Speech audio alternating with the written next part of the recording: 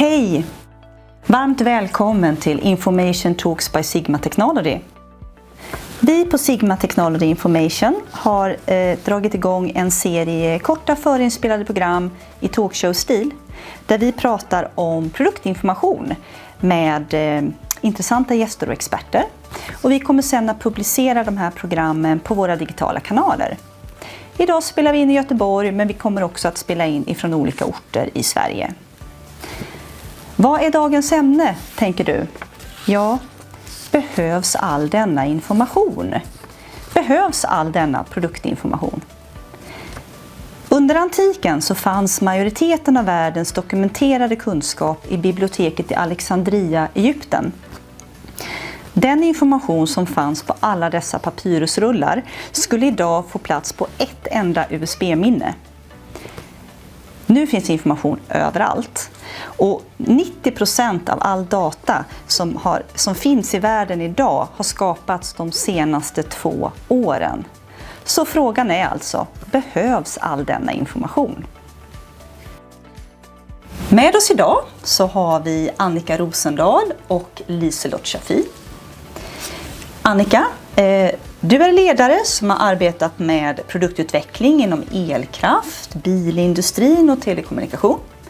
Nu utbildar och coachar du ledare i stora och etablerade företag som små, snabbväxande startups. Välkommen! Tack så mycket! Och du Liselott, du började som teknisk skribent på Sigma för 20 år sedan ungefär. Ja. Idag så är du konsultchef, enhetschef och du hjälper också våra kunder när det gäller strategiska frågeställningar och beslut inom produktinformation. Ja. Välkommen. Tack. Behövs all information som tas fram idag? Jag tycker det är väldigt intressant det som du började med att säga, för det ger oss ju en insikt om proportionerna. De här enorma informationsmängden. Och för det första så ser jag det som att vi är väldigt privilegierade, så vill jag veta någonting så kan all information finns. Så det är ju fantastiskt bra. Så man kan ju tycka att den behövs ju. Men nu kommer ju ett nytt problem, att det finns ju så mycket mer information än den just jag behöver. Eller den jag just behöver just då. Så det är så fantastiskt lätt att leta information. Men då märker man, nu får jag sortera. För det här var inte riktigt det som jag behövde. Och det här kanske är rent felaktigt. Eller så det här gällande en månad sedan, men det gäller inte längre. Så att då kan man väl se det som att en viss del av den informationen, nej det behövs inte. Men det behövs inte för mig. Men det kanske behövs för någon annan. Så är det. Och vi märker ju mycket det när vi jobbar, för att när man tar fram produktinformation specifikt så är det information om en produkt. Och vad är det då? Ja, det kan vara marknadsmaterial, det kan vara rena manualer hur man hanterar produkten, och det kan vara supportinformation, alltså troubleshooting, vad gör jag när någonting inte funkar. Och när man då tar fram den här så har vi ju märkt att många företag de gör det här i silos. Det finns en liten grupp som gör den här typen av information, en annan grupp gör den och en tredje gör den. Och så får man glapp emellan. Man kanske till och med kallar en sak ett visst namn i marknadsföringssyfte. Men sen i supporten, ja då kallar de det något annat. Alltså det är inte lätt. Nej. Man måste bryta de här silosarna. Det behöver vi absolut göra. Och som vi har pratat om, du och jag innan, att vi har ju pratat länge om att bryta silosar inom företag. Och nu så blir det också, vi vill ju använda våra ekosystem för att vi jobbar så mycket tillsammans med olika företag, inte bara inom. En till sak jag vill inflika, det är ju angående tidhantering. Jag jobbar ju med många som blir stressade av att det finns mycket information, så behövs all denna information. Och då får man ju påminna sig om att men bara för att informationen finns behöver man inte ta till sig precis allt. Och det blir många som det blir sån här informationsstress. Så att det finns, jag skulle kunna veta så mycket om det här. Ja, men välj det du behöver. Hur vet man när informationen behöver finnas framme? Ja, det tycker jag är då så intressant just med den bakgrunden jag har som har jobbat med de här etablerade företagen, där vi tog fram informationen samtidigt som vi tog fram produkten. Det var ganska normalt. Alltså det är som du pratar om de här 3 delarna. Utveckling av produkt, utveckling av tjänst, utveckling av information hände samtidigt. Men om man då tittar på när behöver den verkligen finnas, så är det ju när användaren behöver den. Varken förr eller senare, när användaren behöver den. Och det är där som att om man så här med en gång skulle kunna ta fram information, då väntar man ju till dess. Men det tar ju lite tid innan. Så det finns ju alltid en risk om man väntar för länge att man har en informationsskuld. Och det är ju det som jag då har märkt med de här små startups. Så ingenting etablerat överhuvudtaget. Det är ju fokus på den här jättehäftiga produkten vi tar fram. Vi alla har det i huvudet, alla vet vad de gör, de tar fram den. Och så har man 1, 2, 3 kunder och man tar hand om dem, allting är frid och fröjd. Tills det ska växa, tills det kommer fler och fler kunder. Och så får utveckla den här otrevliga känslan av att men varför får jag massa felrapporter? Det ska funka så här. Förstår de inte min fantastiska produkt med jättefint gränssnitt och det borde vara intuitivt allt det här. Men så kommer det in felrapporter, det här funkar inte, det här funkar inte. Och så får man plötsligt då skapa någon sån här och då blir det ofta som vi pratar om här, eller du sa nyss här. Det blir kundsupporten som får ta hand om det där. Och så ska man hålla på och diskutera, var det fel eller är det användare som inte förstår? Och så kommer man inte till förrän i efterhand att man börjar ta hand om den här informationen. Så informationen behövdes ju innan, men man har inte tänkt på den. Och då blir det att man tar fram den medan kundsupporten håller på. Men på grund av de silos som du säger så ser man det inte alltid så. Utan då kanske det finns där hos kundsupporten länge. Och så är det efter ett tag som de märker, men nu har jag faktiskt sagt till 4 olika kunder samma sak. Vi kanske ska skriva upp det här någonstans. Det här kanske ska bli en manual. Och det är då man börjar komma lite närmare till, ja det behövs men vi springer alltid i kapp. Så svaret är ju, den informationen behövs när användaren behöver den. Men när behöver vi då ta fram den? Ja. Det är en mycket lurigare fråga. Och då tycker jag det är intressant med de här. Nu, när får man till att även kundsupportdelen faktiskt hör till, inte bara utvecklingen. Nej, och det är faktiskt viktigt att man funderar på när man gör det, för det har ju en kostnad. Alltså, och kostnaden kanske ibland blir mycket, mycket större om du struntar i att ta fram den här informationen tills dess att du redan får in felrapporterna.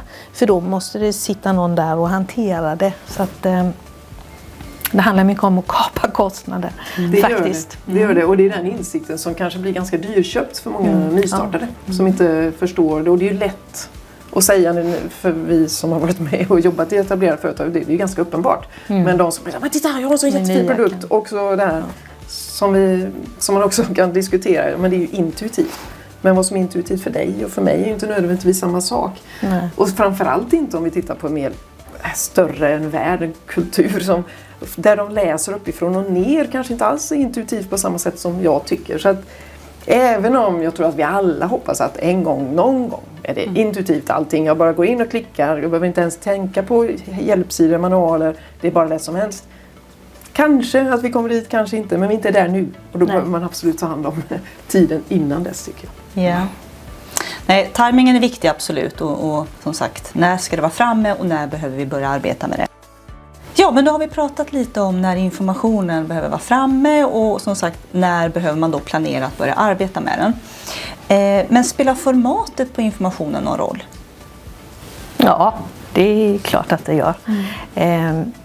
Speciellt nu med den teknikutveckling som vi har haft och som vi har, som vi är mitt i. Många pratar om den här digitala transformationen, vi är mitt i det nu. Och då ser vi också att användarna förväntar sig något annat. Tidigare så vi skriver inte manualer längre. Vi gjorde det, men vi skriver inte manualer längre. Det finns de som tar till sig informationen vi skriver som manualer. Men vi gör ju inte det längre därför att vi behöver återanvända brottstycken av informationen för att det ska bli effektivt. Och i och med det så tittar man också på andra format. Vi har chatbots till exempel. Så formatet spelar roll. Det är viktigt att man tänker igenom det. Och jag tycker det är intressant det här med formatet och det vi pratade om tidigare. Det här med silosarna. För att chatbottar som du säger, det är ofta, då har man fin information att plocka ifrån. Men om man då den inte lyckas svara på allting så brukar det ju ändå bli att då får man prata med en person. Han är ju på kundsupport igen. Så det här med att knyta ihop även kundsupport och informationsutveckling tror jag att vi inte har gjort tillräckligt eller att vi kan göra mycket mer. Och formaten hjälper också till där. Att vi börjar använda nästan samma format och samma information. Även om som du sa i början att vi kallar informationen olika och förvillar oss på grund av det. Fast egentligen samma grundinformation men olika format. Jätteintressant. Kommer informationen att tas fram automatiskt framöver? Vad tror du, Annika? Ja, jag tycker att det är så intressant. För utöver det att jag jobbar nu med ledare och företag så är jag också författare. Och då kommer jag i kontakt med helt andra branscher, till exempel översättare. Och det är många där som är väldigt oroliga för att maskinöversättning kommer ju mer och mer och mer. Och det som vi väl alla vill undvika, tror jag, det är att känna rädsla för teknikutvecklingen. För det hjälper liksom inte, den fortgår. Och i vissa fall så har jag sett en tendens att fastna i någon slags offerroll. Så nej, det här händer. Och så kan folk bli skadeglada när maskininlärningen eller maskinöversättning bara är dålig.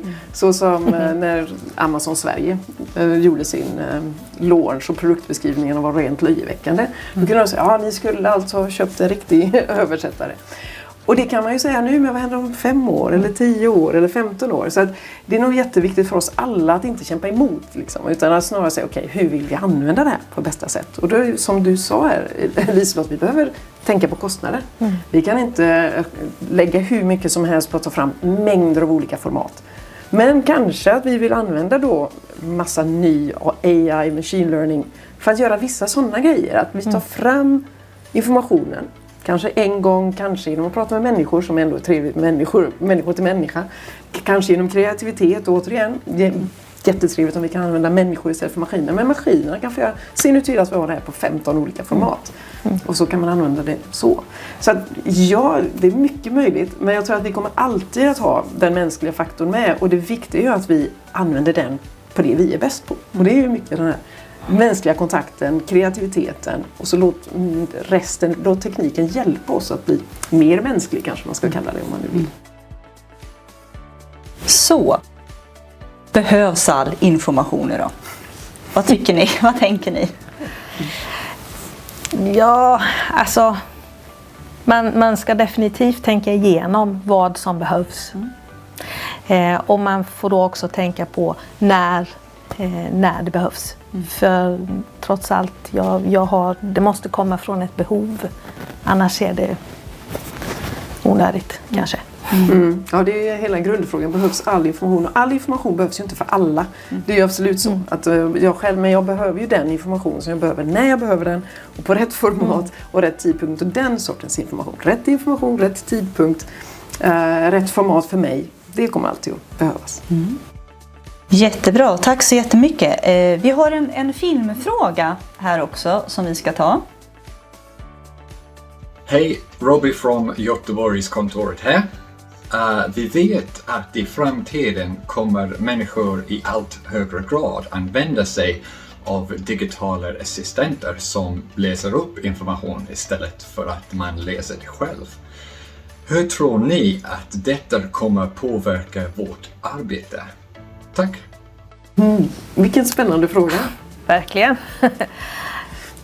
Ja, vad tänker du? Ja, jag tänkte jag själv, med tanke på vad vi pratade om förut, vilka format man tar till sig. Jag vill själv läsa. Så jag är nog antagligen inte en sån som ställer en sån här fråga. Men om jag skulle göra det, då skulle det vara, det är helt klart annorlunda än om jag läser, så är det. Det är helt sant. Och om jag tar till mig information genom att lyssna, så är det ett annat format på den än om jag läser själv. Så det tror jag blir en liten utmaning. Och det kanske blir ytterligare ett format. Liksom. Format som ska läsas upp för någon annan. Jag tänker bara på ljudböcker. När jag började lyssna på ljudböcker, det tog lite tid innan jag hade... För jag tänkte på annat och det var en helt annat fokus än det fokus jag har när jag läser. Ja. Så att... Det håller jag med, och det jag märker när jag läser själv, då vet jag vad jag är i boken. När jag lyssnar på en ljudbok så är jag någonstans mitt i, och jag har ingen idé, det är mycket kvar, det är lite kvar och så jag hade en helt annan känsla av helheten när jag läser.